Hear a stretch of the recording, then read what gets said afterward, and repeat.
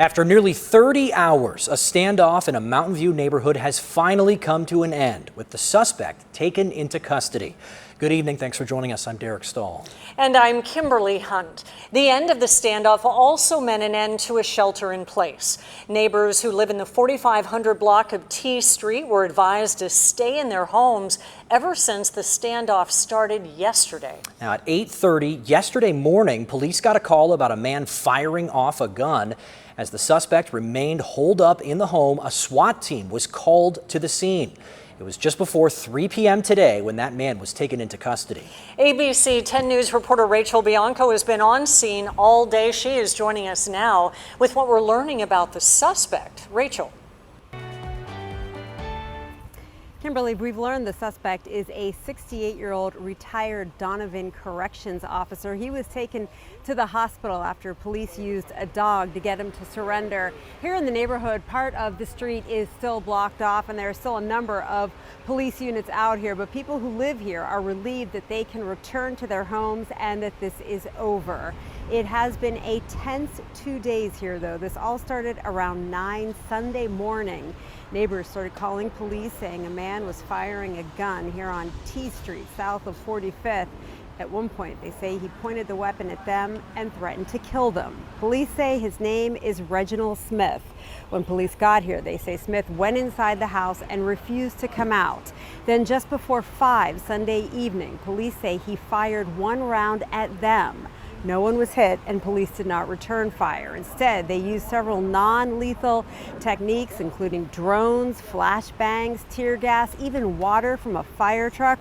But ultimately, only the police dog was successful. Goal here is always preservation of life, and that's what it took today.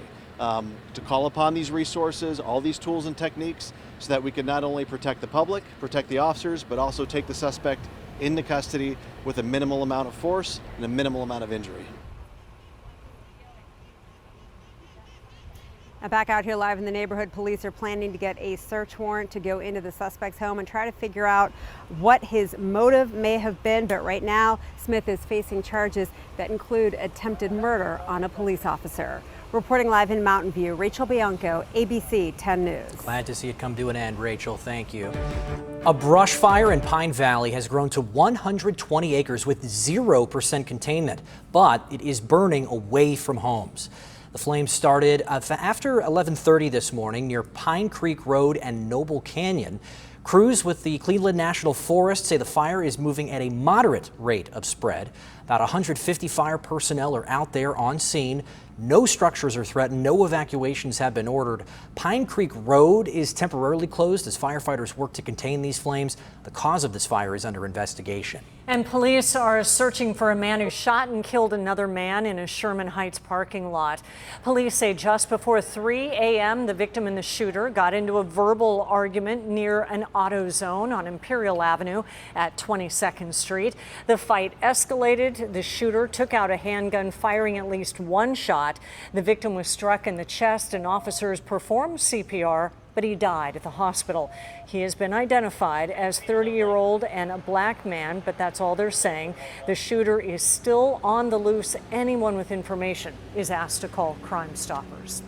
Police are investigating after a woman was found dead inside a Valencia Park home that was on fire. The fire started just before 8 o'clock this morning near 54th and Naranja Street. Fire officials say that it took more than 20 firefighters to knock down the flames. They confirm the house was abandoned. They're looking into reports about squatters moving in. The woman has not yet been identified. What he did to my son was brutal. The way he went about doing it. Grieving loved ones are mourning an 18-year-old shot and killed outside an apartment complex in El Cajon this weekend. As ABC 10 News reporter Michael Chen found out, the teen had dreams of playing college football. 3 days later, there is a makeshift memorial at the location of the shooting. Messages scrawled on a wall, remembering a young life cut short. On Friday morning, Kenneth White, who was out of town, talked with his 18-year-old son Josiah on the phone, confirming he'd drive him to a driver's license appointment midweek. White ending the call with "I love you." And he was like, "Love you too, Dad.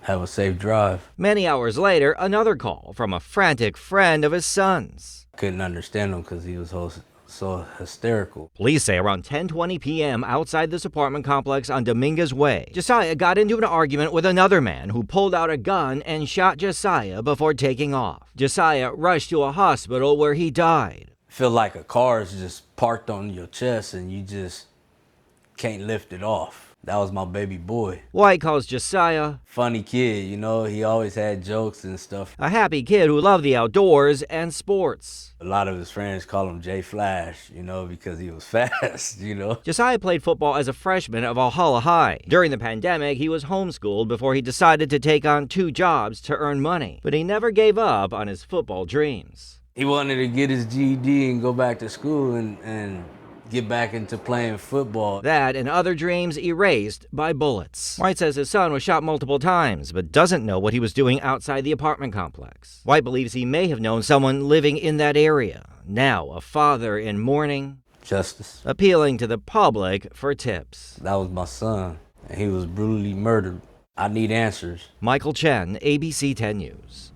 Anybody with information is asked to call El Cajon Police or Crime Stoppers. A GoFundMe page has been set up to help the family with funeral expenses, and there's a link to that on our homepage over at 10news.com. A bill that would have allowed LA, Oakland, and San Francisco to open safe injection sites for drug users has been vetoed by Governor Newsom. If it had passed, those communities could have set up locations where opioid users could legally inject drugs under supervision. Trained staff would have been there to help prevent overdoses. Critics say the sites would encourage drug use and cause public safety issues. Governor Newsom voiced support for the issue and the bill previously, but now says without a well-planned pilot program, the sites could have unintended consequences. New coronavirus cases across San Diego continue to fall. The latest numbers released by the county today show 544 new cases. Compare that to 652 cases on Saturday. Hospitalizations are up a bit, though. Right now, 311 San Diegans are in the hospital with COVID. That's an increase of 10 from yesterday. About 80% of San Diegans are fully vaccinated. Only 60%, though, have received their first booster dose. The incubation period for COVID is getting shorter with each new variant. Here's an in-depth look at a new study. Chinese researchers looked at more than 140 studies that included more than 8,100 COVID patients.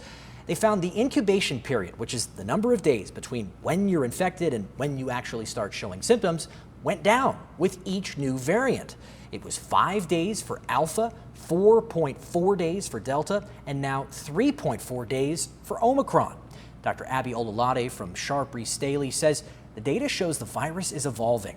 A lot of patients think that they won't be contagious until 5 days afterward, and that's not the case, especially with Omicron. You really could be contagious in 1 to 2 days after being exposed.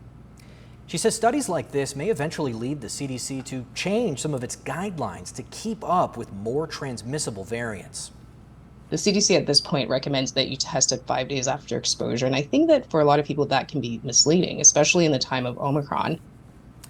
Researchers say finding the exact incubation period of different variants is key in determining the isolation period in an effort to keep people from infecting others. This study was done between December 2019 and February of this year, before the Omicron subvariant BA.5 became the dominant strain. Today, crews broke ground on a project that's been 2 decades in the making. The new Otay Mesa East port of entry will connect to the new State Route 11. It will mainly serve trucks bringing goods across the border. Caltrans says the new port of entry will help decrease traffic and wait times. This is the last port of entry that's going to be built, I would say, in the Tijuana, San Diego region. It's the footprint that we've acquired to grow this port of entry for the next century, or this current century, is bigger than San Ysidro and Otay together. The new port of entry is expected to open in 2024. Staying in the South Bay, some Chula Vista streets are shut down for construction on the city's major bayfront development. G Street between Marine Parkway and Bayside Parkway is temporarily closed for the next year. Quay Avenue south of G Street is permanently closed. The Gaylord Pacific Resort and Convention Center is expected to be completed in May of 2025. It will include up to 1,600 hotel rooms, a convention center with 4 ballrooms, as well as multi-levels of meeting space and retail. Sewage continues to flow from Mexico into San Diego after a recent spill, and a possible solution to the sewage crisis is stalled. Coming up, what local leaders are doing to try and move it through the Senate.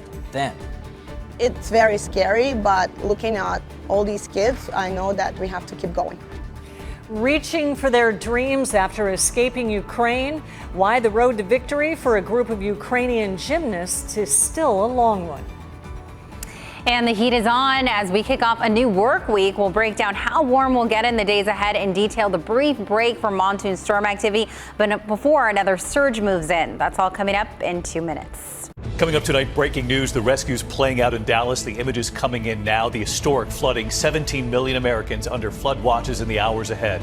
Also, 3 officers suspended tonight after disturbing video, what it shows, and authorities responding. Coming up.